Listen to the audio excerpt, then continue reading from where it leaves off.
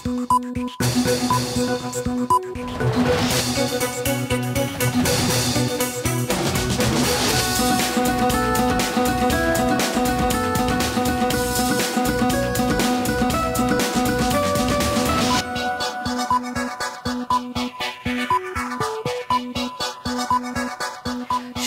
স্বাগত দুপুরের মাছরাঙা সংবাদে।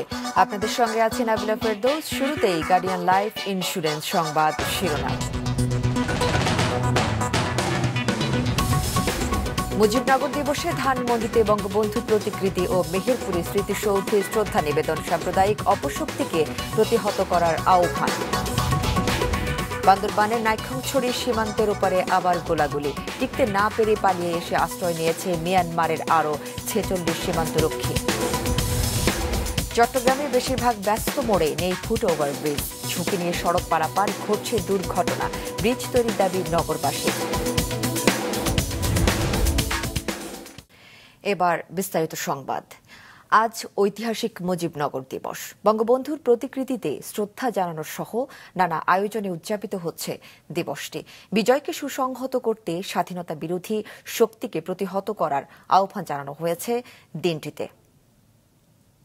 সংগ্রাম আমার মুক্তির সংগ্রাম, এবারের সংগ্রাম স্বাধীনতার সংগ্রাম। 1971-এর 7ই মার্চ বঙ্গবন্ধু শেখ মুজিবুর রহমানের এই গর্জন উস্কে দেয় মুক্তিকামী বাঙালিকে, আর তাতেই ভীত হয়ে পড়েছিল পাকিস্তানি হানাদাররা। 25শে মার্চ কালো রাতের গণহত্যা আর বঙ্গবন্ধুকে আটকের মাধ্যমে তারা থামিয়ে দিতে চায় স্বাধীনতার ডাক। আমার মাতৃভূমির স্বাধীনতা। বঙ্গবন্ধুকে কারাগারে নিলেই ভেস্তে যাবে আন্দোলন। পাকিস্তানি সেনাদের এই ধারণা ভুল প্রমাণিত হয় 10ই এপ্রিল।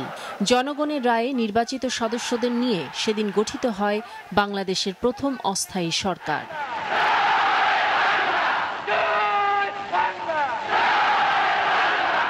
17ই এপ্রিল 1971 মেহেরপুর জেলার বৈদ্যনাথ তলার আম্রকাননে ভারপ্রাপ্ত রাষ্ট্রপতি সৈয়দ নজরুল ইসলাম মন্ত্রিপরিষদের সদস্যদের নাম ঘোষণা করেন এবং শপথ নেয় সেই অস্থায়ী সরকার।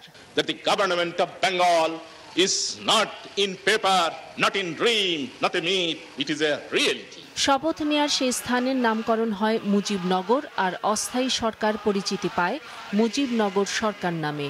পরবর্তী 9 মাস রক্তক্ষয়ী মুক্তিযুদ্ধ পরিচালনা করে এই সরকার। সেই ঐতিহাসিক মুজিবনগর দিবস উপলক্ষে আজ সকালে ধানমন্ডি 32 নম্বরে জাতির পিতা বঙ্গবন্ধু শেখ মুজিবুর রহমানের প্রতিকৃতিতে ফুল দিয়ে শ্রদ্ধা জানান প্রধানমন্ত্রী শেখ হাসিনা। পরে আওয়ামী লীগের পক্ষে নেতাকর্মীদের নিয়ে আবারও শ্রদ্ধা জানান তিনি। এরপর একে একে শ্রদ্ধা জানায় আওয়ামী লীগের বিভিন্ন সহযোগী সংগঠন।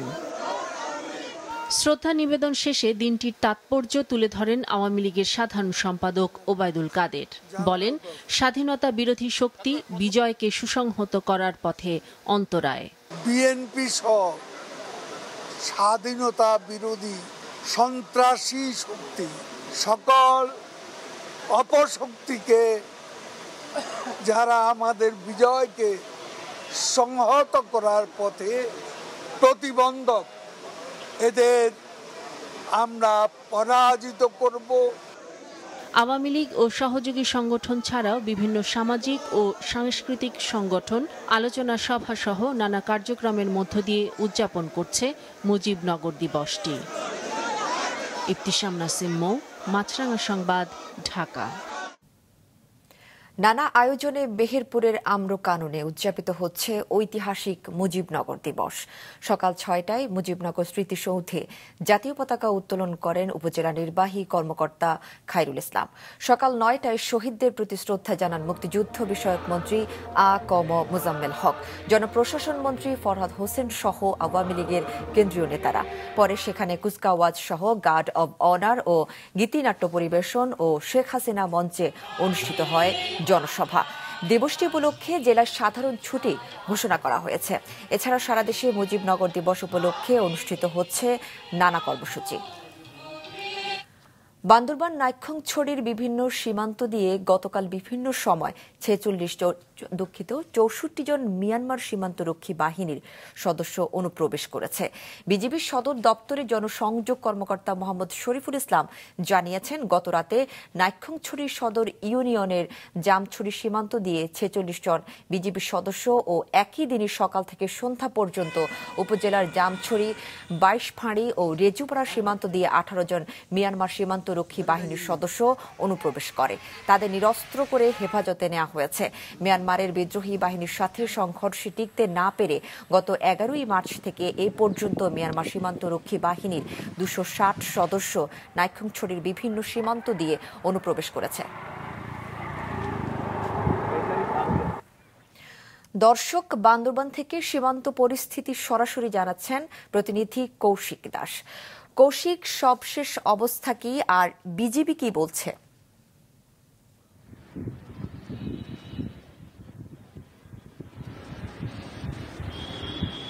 নাবিলা, গত বেশ কিছুদিন যাবৎ নাইক্ষ্যংছড়ির যে সীমান্ত রয়েছে সেই সীমান্তের গোলাগুলির আওয়াজ না থাকলেও গতকাল থেকে আবার সেটি শোনা যাচ্ছে। বিশেষ করে নাইক্ষ্যংছড়ির যে দুর্গম সীমান্ত পয়েন্টগুলো রয়েছে, রেজু, আমতলী, জামছড়ি, এই রেজু পাড়ার পাশাপাশি যে সীমান্ত পয়েন্ট সেখানে গোলাগুলির আওয়াজ পাওয়ার পর গতকাল একদিনেই মিয়ানমারের যে সীমান্তরক্ষী বাহিনী রয়েছে তাদের 64 জন সীমান্তরক্ষী বাহিনীর সদস্যরা বাংলাদেশে চলে এসেছে এবং এই সংবাদ পাওয়ার পর বিজিবির সদস্যরা সেখান থেকে তাদেরকে গিয়ে যে মিয়ানমারের যে সীমান্তরক্ষী বাহিনীর সদস্যরা এসেছে তাদেরকে নিরস্ত্রীকরণ করার পরে তাদেরকে নাইক্ষ্যংছড়ি সদরে নিয়ে এসেছে। এর কথা বলতে গেলে আমাদের বলতে হয়, সর্বশেষ যে তথ্যটা আমরা পেয়েছি, টোটাল 260 জন মিয়ানমারের বিভিন্ন বাহিনীর সদস্য বর্তমানে নাইক্ষ্যংছড়িতে অবস্থান করছে।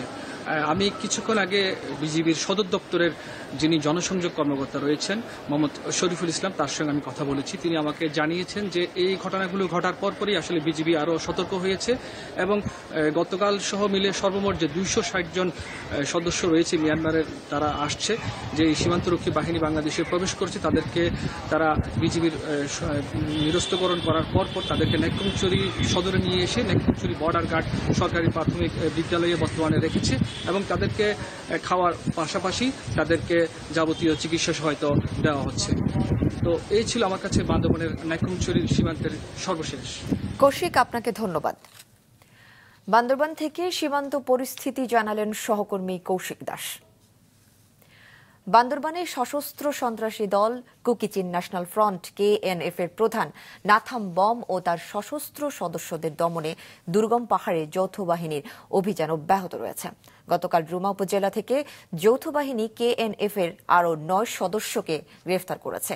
এ সময় 9টি অস্ত্র ও গুলি জব্দ করা হয়। এ পর্যন্ত যৌথ বাহিনীর অভিযানে এক গাড়ি চালক সহ 63 জনকে জেল হাজতে পাঠানো হয়েছে। এদিকে সন্ত্রাসীদের গ্রেফতার করতে টহল কার্যক্রম জোরদার করার পাশাপাশি চেকপোস্টগুলোতে লোকবল বাড়ানো হয়েছে বলে জানান পুলিশ সুপার। বন্দর নগরী চট্টগ্রামের অধিকাংশ ব্যস্ত মোড়েই নেই ফুট ওভারব্রিজ।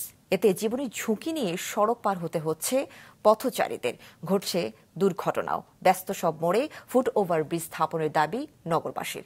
নাজমুল সাদেকের রিপোর্ট, ক্যামেরার সাথে ছিলেন সঞ্জীব দে বাবু। গাড়ি চলছে তবু ঝুঁকি নিয়ে রাস্তা পার হওয়ার এই চিত্র নগরীর ইস্পাহানি মোড় এলাকার।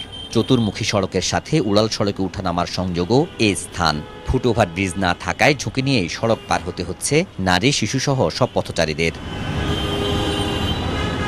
প্রায় একই অবস্থা নগরীর GEC 2 নম্বর গেট, টাইগার পাস সহ অধিকাংশ মোড়ে। অনেক কঠিন সমস্যা হয়, ওই জন্য আমরা রাস্তা পার হতে অনেক বাচ্চা নিয়ে অনেক কষ্ট হয়ে যায়। ফুট ওভারব্রিজ নাই তো এই যে আপনার যথাযথ পারাপার হতে হচ্ছে, ফলে অনেক সময়ই দেখা যায় গাড়ি একটা মেরে দিচ্ছে, অ্যাক্সিডেন্ট হওয়ার চান্স একটু বেশি থাকে। ঝুঁকি নিয়ে আমাদেরকে পার হইতে হয় এখান থেকে। প্রতিদিন জব করি, চিটাং ক্লাবে জব করি, এখন ছুটি হয়েছে, দেখছেন তো কিভাবে পার হইতে হইতেছে আর কি।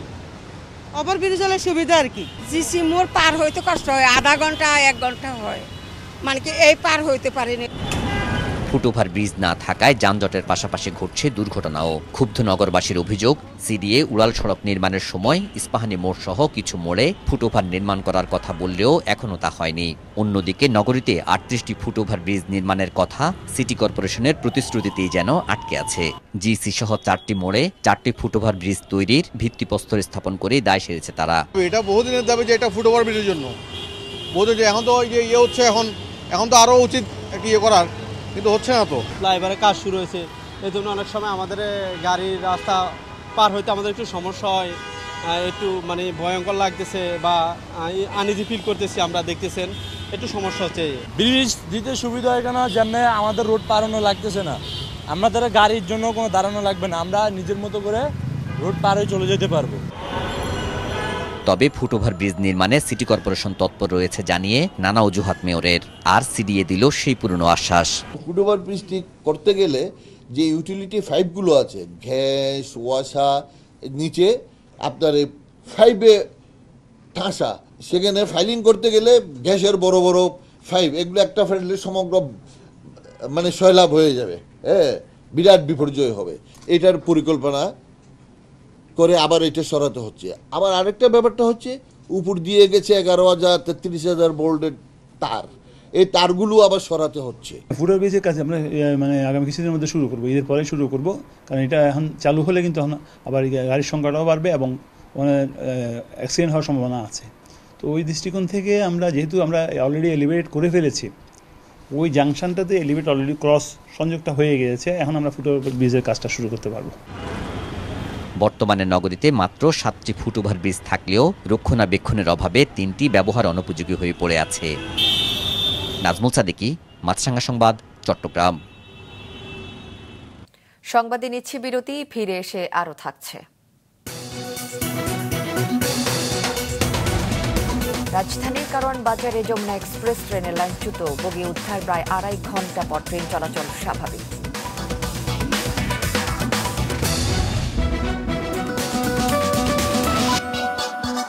বিরতির পর আবারও স্বাগত দুপুরের মাছরাঙা সংবাদে।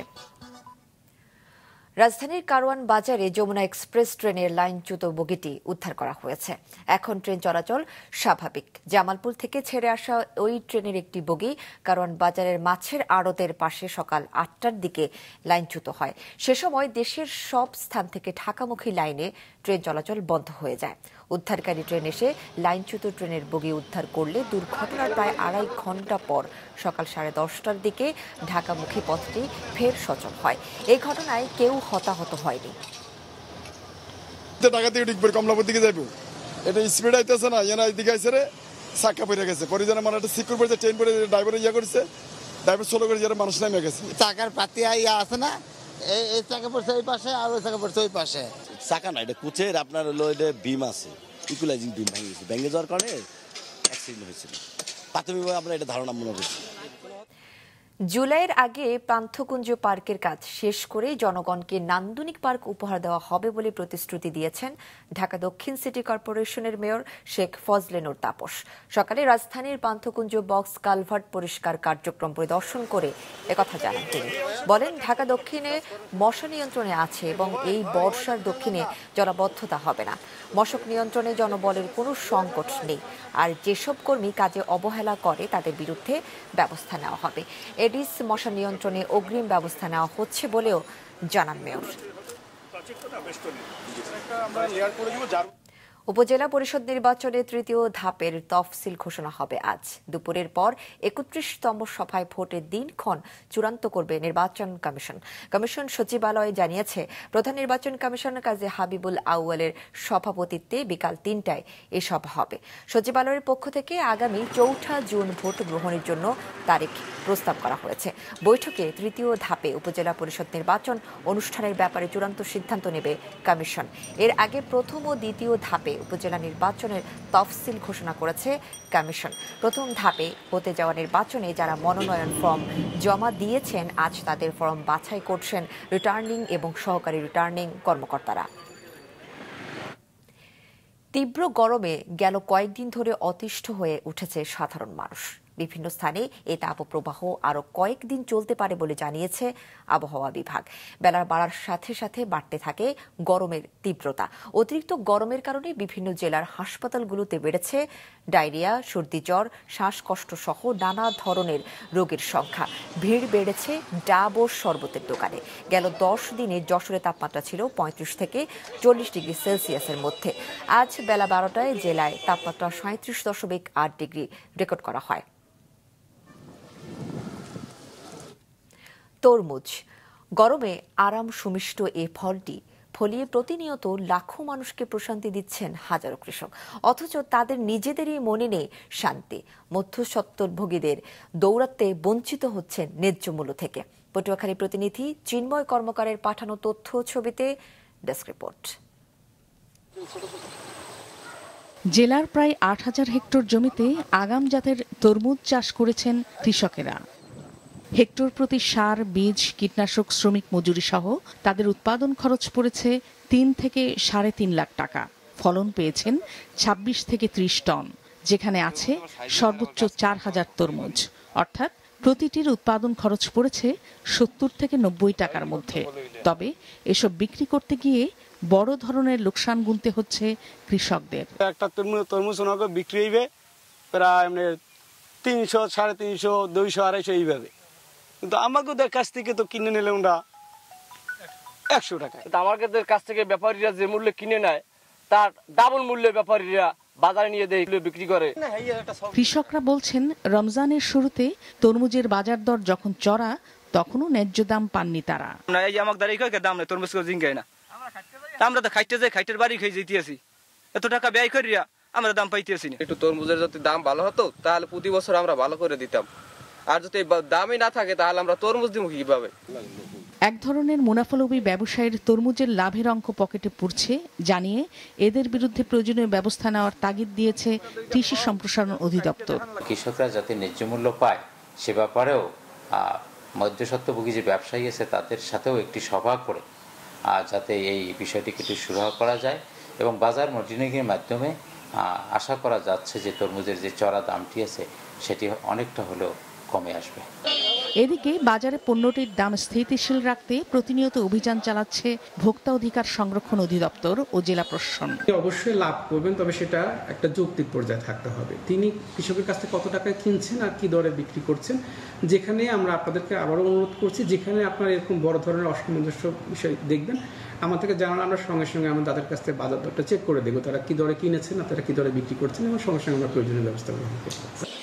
বাজার মনিটরিংয়ের পাশাপাশি মাঠে তরমুজের ন্যায্য দাম পাওয়ার নিশ্চয়তা চান কৃষকেরা। জেলার গলাচিপা, কলাপাড়া ও রাঙ্গাবালির চরাঞ্চলে বেশি তরমুজের আবাদ হয়। মাছরাঙা নিউজ ডেস্ক। ছাত্র রাজনীতি প্রতিরোধে ৬ দফা দাবিতে আজও টার্ম ফাইনাল পরীক্ষায় অংশ নেয়নি বুয়েটের অনেক শিক্ষার্থী। ঈদের ছুটির পর আজ বিশ্ববিদ্যালয় খুললেও বেশিরভাগ ছাত্রছাত্রীকে ক্যাম্পাসে দেখা যায়নি। এদিকে বিশ্ববিদ্যালয়ের উপাচার্য জানিয়েছেন, প্রশাসনের সিদ্ধান্ত অনুযায়ী এখনও বুয়েটে ছাত্র রাজনীতি বন্ধ আছে। এটি স্থগিত করার বিষয়ে আদালতের কোনো আদেশ কর্তৃপক্ষের কাছে আসেনি। এলে ছাত্র রাজনীতি বন্ধ রাখার পক্ষে আইনি পদক্ষেপ নেবে বিশ্ববিদ্যালয় প্রশাসন। শিডিউল অনুযায়ী ৮ই মে পর্যন্ত পরীক্ষা চলবে। শিক্ষার্থীরা অংশ না নিলে এ বিষয়ে পরবর্তী সিদ্ধান্ত নেওয়া হবে। যেহেতু আমরা কোর্টের কাছ থেকে কোনো আদেশ পাইনি, কোর্টের কোনো অর্ডার আমাদের হাতে আসেনি, কাজেই 2019 সালের যে বিজ্ঞপ্তিটি ছিল সেটা এখন পর্যন্ত ভ্যালিড আছে বলেই আমরা মনে করি। আমরা যে বিজ্ঞপ্তিটি দিয়েছিলাম সেটা কেন, কোন প্রেক্ষাপটে, আমাদের অর্ডিন্যান্সের কোন ক্ষমতা বলে বা ইত্যাদি, সেগুলো সব উল্লেখ করেই আমরা আমাদের জবাবটি দিব। সবার জন্য সমান অধিকার ভিত্তিক চিকিৎসা ব্যবস্থা চাই, এই প্রতিবাদে চট্টগ্রামে বর্ণাঢ্য আয়োজনে পালিত হল বিশ্ব হিমোফিলিয়া দিবস। এই উপলক্ষে আজ চট্টগ্রাম মেডিকেল কলেজ হাসপাতালে অনুষ্ঠিত হয় এক বর্ণাঢ্য র্যালি ও সাইকেল শোভাযাত্রা। এতে চিকিৎসক, শিক্ষক ও শিক্ষার্থীরা অংশ নেন। Haemophilia society of Bangladesh Chittagong শাখা ও চট্টগ্রাম মেডিকেল কলেজ হাসপাতালের হেমাটোলজি বিভাগ যৌথভাবে এর আয়োজন করে।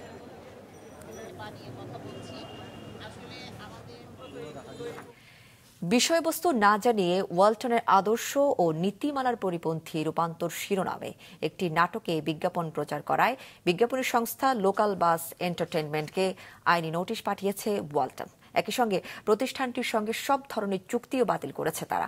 গতকাল বিজ্ঞাপনী সংস্থাটির স্বত্বাধিকারী মোহন আহমেদকে ওই আইনি নোটিশ পাঠানো হয়। এতে তাদের বিরুদ্ধে কেন আইনি ব্যবস্থা নেওয়া হবে না তা 7 দিনের মধ্যে জানাতে বলা হয়েছে। পুরো বিষয়টির জন্য দুঃখ প্রকাশ করেছে ওয়ালটন গ্রুপ। করার আগে গার্ডিয়ান লাইফ ইন্স্যুরেন্স সংবাদ শিরোনামগুলো আরো একবার। মুজিবনগর দিবসে ধানমন্ডিতে বঙ্গবন্ধু প্রতিকৃতি ও মেহেরপুরের স্মৃতিসৌধে শ্রদ্ধা নিবেদন, সাম্প্রদায়িক অপশক্তিকে প্রতিহত করার আহ্বান। বান্দরবানের নাইক্ষ্যংছড়ি সীমান্তের ওপারে আবারও গোলাগুলি, টিকতে না পেরে পালিয়ে এসে আশ্রয় নিয়েছে মিয়ানমারের আরও 46 সীমান্তরক্ষী। চট্টগ্রামে বেশিরভাগ ব্যস্ত মোড়ে নেই ফুট ওভারব্রিজ, ঝুঁকি নিয়ে সড়ক পারাপার, ঘটছে দুর্ঘটনা, ব্রিজ তৈরির দাবি নগরবাসীর। এই ছিল এখনকার মতো। ফেসবুকে আপডেট পেতে ভিজিট করুন মাছরাঙা টেলিভিশনের পেজে, ইউটিউব চ্যানেলেও দেখতে পারেন আমাদের সংবাদ প্রতিবেদন ও অনুষ্ঠান। আমাদের পরবর্তী সংবাদ বিকেল 5টায় দেখার আমন্ত্রণ রইল।